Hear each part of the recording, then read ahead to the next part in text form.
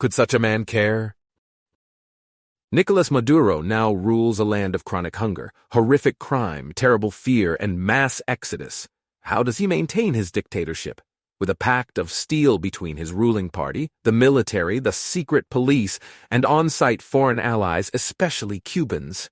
You would have to be mad to think that Maduro's doing all this for the good of his people, or the good of the world. His only credible motivation is power lust gone wild. Maduro is a pervert for power.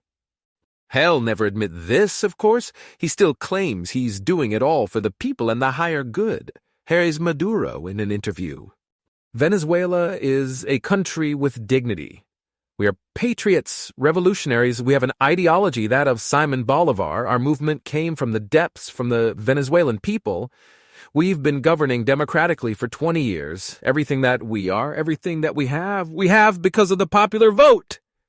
This raises a deeper question, namely, deep in his soul, when did Maduro stray from the path of decency?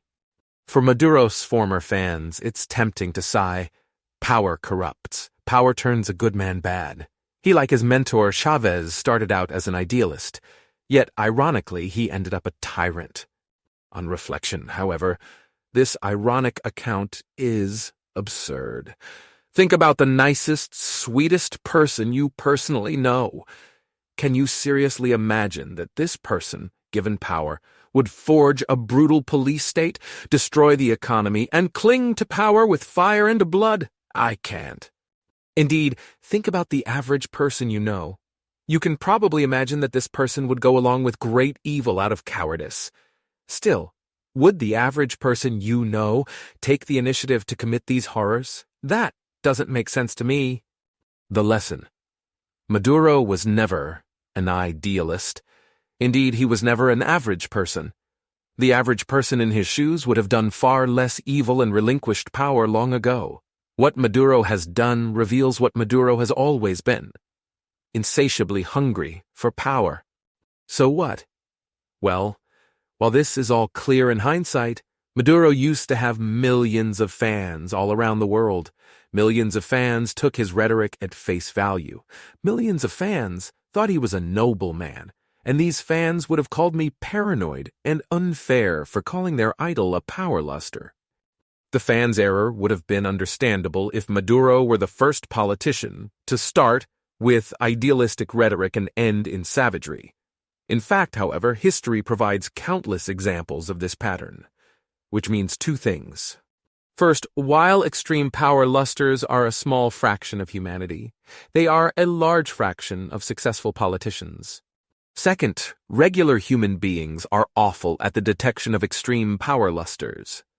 When humans hear flowery words, their impulse is to take them at face value instead of reminding themselves, that's just what a power luster would say, and politics is packed with power lusters.